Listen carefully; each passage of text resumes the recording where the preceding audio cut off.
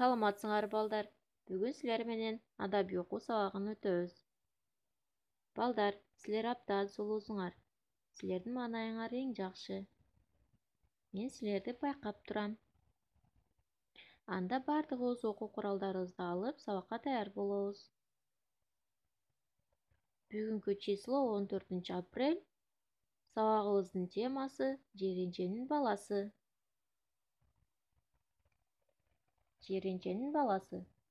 Мурунку өткөн заманда өзү чечен, сөзү бекем, Жеренче аттуу киши болуптур. Анын баласы өтө эле жоош экен. Жаныбек хан Жеренчеге жакшыдан жаман туулабы деп сурайт. Анда Жеренче жакшыдан жаман туулбайт деп жооп берет.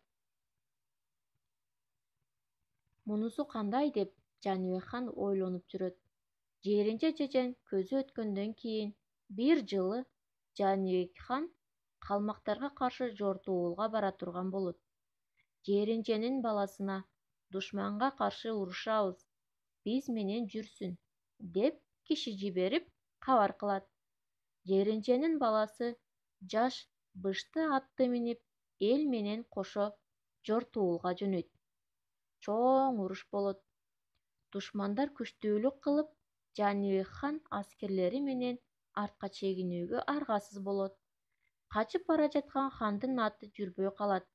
Ошондо Жеренченин баласы: "Ханым, жүрбөй калган атыңызды мага бериңиз.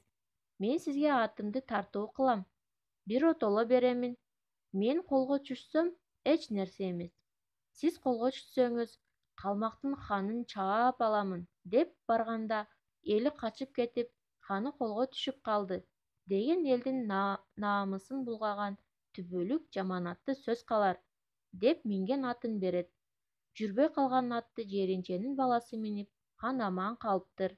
Жеренченин баласын жоош көрчү элем. Атасынын айтканы туура экен деп хан Жеренченин бир кезде айткан сөзүнө айран калган экен. Силер да китеп менен окуп,